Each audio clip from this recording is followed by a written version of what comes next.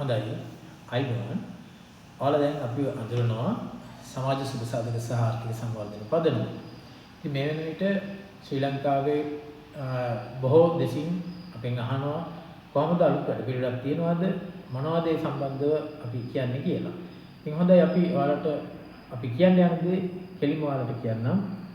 දැනවත් මොහොතක් සිතන්න තීරණයක් ගන්න රටේ ප්‍රශ්න සියල්ලම විසඳීමට හා රටේ ඉතිහාසයට වගකීමට අනාගතයට හරි පාර පෙන්වීමට කිසිදු පාලකයෙකුගේ හෝ පිරිසකගේ ඔළුවට ආපු නැති සංවර්ධන සැලැස්මක් දර්ශනයක් අප පදනම විසින් ශ්‍රී ලංකාවට පමණක් නොව මුළු ලෝකයටම හඳුන්වා දෙන වග මේ මොහොතේදී ප්‍රකාශ කර සිටිනවා.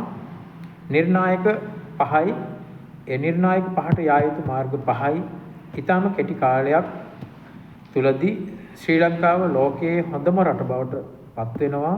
මුළු ලෝකෙම මේ දෙස බලයි. ශ්‍රී ලංකාව අදහයි ඒකාන්තයි.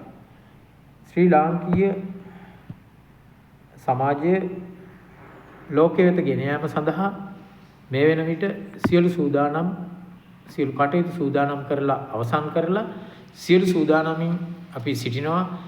අනාගතයේදී ඔයාලගේ ඉදිරියට එනවා බොහොම වැදගත් වෙන අර්ථානුකූල නමක් ඇතුව අපිට දේශපාලනින් කරගන්න තියෙන වැඩ කටයුතු ගොඩක් සිද්ධ කරගන්න තියෙනවා. වසර 15ක් තිස්සේ අපි පැවතුන හැම රජයකින්ම ඉල්ලුවා අපේ සංවර්ධන ව්‍යාපෘතිය ශ්‍රී ලංකා ධර්මිතලය තුල ප්‍රචලිත කරන්න කියලා.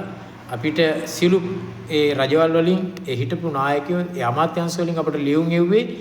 ඒකට යාලට අවස්ථාවක් නැහැ, වෙලාවක් නැහැ, මොහොතක් නැහැ, කාර්ය සූරයි ඒ විදිහේ කියලා තමයි. ඉතින් ඒ ලියුම් අපි ළඟ තියෙන සාක්ෂි වශයෙන් ඒ අමාත්‍යාංශ වලින් ඒ රජවල් වලින් අපි වෙත ලබා දුන්නේ ලිපි. ඉතින් ඒකේ අවසාන ප්‍රතිඵලය වුණේ විධායක ජනාධිපතිතුමා කෙනෙක් ගෙදර ගියා ලෝකයට ගොඩක් පහත් විදියට ඇවිල්ලා යාව සම්පූර්ණයෙන්ම ඉවත් කරලා දාපු විදියක් තමයි අපි දැක්කේ. ඉතින් ඒ වගේම තමයි ගොඩක් අය කිව්වා ප්‍රාදේශ සභාවකටවත් ඡන්දයක් නැති නායකයෝ අපි ජනාධිපති ලෙස සලකලා ත්‍රිවිධ හමුදාව සහ සියලු රාජ්‍ය නායකයන් යාලට ගෞරව දක්වනවා කියලා. ඉතින් අපි ප්‍රජාතන්ත්‍රවාදය කියලා අහලා තියෙන්නේ වැඩි දෙනාගේ කැමැත්ත අනුව පත්වෙන නායකයෙක්ට ගරු කරමු කියලා. නමුත් එහෙම දෙයක් නෙමෙයි සිද්ධ වුණේ. සුළු දෙනෙකුගෙන් සමන්විත නායකෙක් එතෙන්ටපත් වුණා. එතුමයි තාමත් වැදගත් විදියට කාර්යභාරය ඉටු කරලා කාර්යසූරි ඉටු කරා. ඉතින් අපි ඒ ගැන කතා කළොත් රටේ ඒවකට තිබුණු තත්ත්වයන් ඇත්තේ වශයෙන්ම ජය අරගෙන එතුමන් කටයුතු කරා. නමුත් එතුමන්ටවත් ඊළඟ ආණ්ඩුව ලබා දුන්නේ නැහැ. වෙන කෙනෙක්ට ලබා දුන්නා. ඉතින් ඔන්නක තමයි උනේ. ඒ කියන්නේ එතනදී ආවේ රැල්ලෙන් රැල්ලට යන ගතියක් මිසක මිනිස්සු බුද්ධිමත්ව කටයුතු කරා කියලා පෙනුමක් ඇති උනේ නැහැ. ඒ වගේම තමයි දැන් මේ වෙන විට අපිට දැනෙන්න ලැබෙන්නේ මිනිස්සු හතර අතින්ම අහනවා කෝ අර කියපුවා කියලා. නමුත් එහෙම අහන ජනතාවම ඊළඟට කියනවා හැමෝම එකයි කියලා. ඉතින් ඒ වගේ මට්ටමක ඉන්නකොට අපි හිතුවා මේ වගේ ඔයාලව අමතන්න. මොකද හේතුව මුළු ලංකාවේ මේ වෙන විට මැසිලි ළඟනවා, හුඟක් කනගාටු වෙනවා, හුඟක් කලකිරිලා ඉන්නවා. අපේ රටට මොකද වෙන්නේ? අනාගතේ මොකක් වෙයිද? මේ රට ගලව ගන්න කවුරු හරි කණ්ඩායමක් එයිද? මේ රට ගලව ගන්න කාට හරි අදහස් එයිද?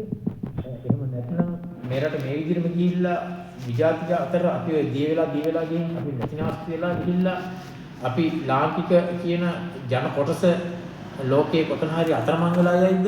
ඒතකොට දැනටත් ලංකාවේ අය රටවල් 247ක පමණ මේ වෙන විටත් එක රටවල් වල සිටිසන් වෙලා ඉන්නවා. ලංකාව සම්භාවයක් තිබුණාට එයාලට ශ්‍රී ලංකාවක් තියනවද කියලා එයාලට සැකයක් තියෙනවා.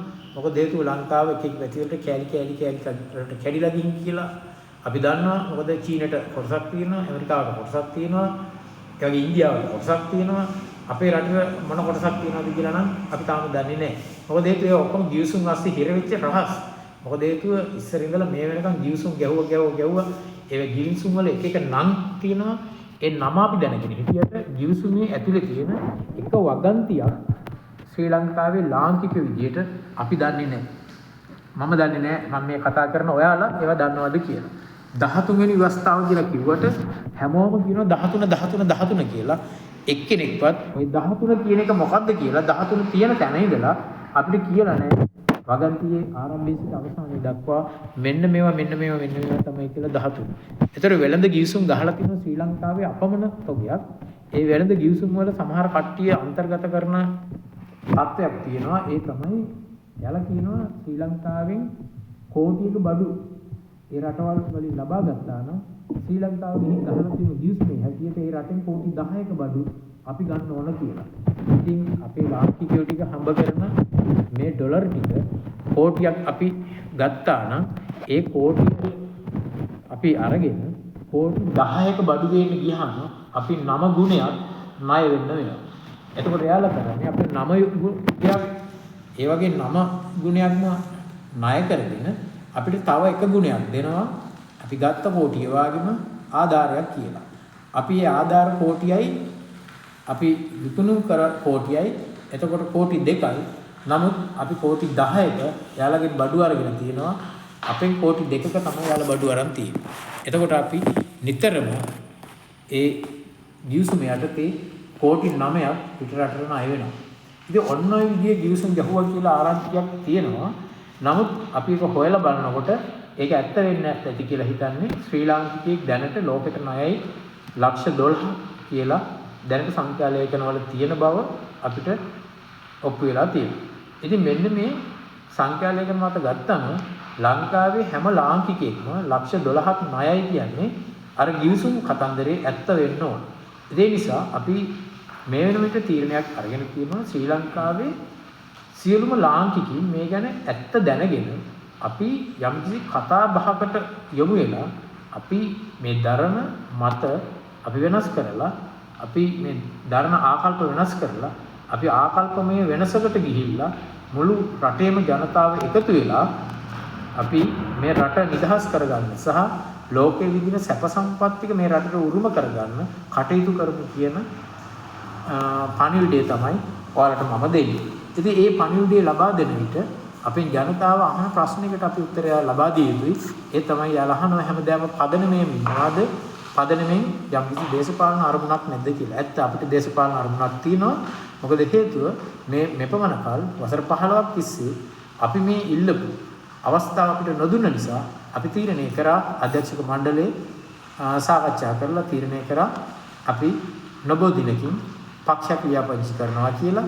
ඒ පක්ෂය අපි ඔයාලට දැමම හඳුන්වලා දෙන්න.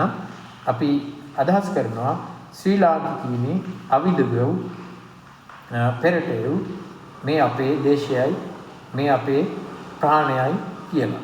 එතකොට අපේ පක්ෂයේ විදිහට අපි පක්ෂයේ නාමයේ විදිහට සටහන් කරන්නේ මුළු ශ්‍රී ලංකාවේ ඉන්න සියලුම පාක්ෂිකයන්ට, සියලුම ආගමිකයින්ට, සියලුම ජාතිකයින්ට මේ ශ්‍රී ලංකාවේ ඉන්න සියලුම දෙනාට එන්න පුළුවන් එක වහලක් අපි හදනවා. ඒ වහල යටට එන්න අපි තමයි ශ්‍රී ලාංකීය ජාතික පෙරමුණ. ස්තුතියි.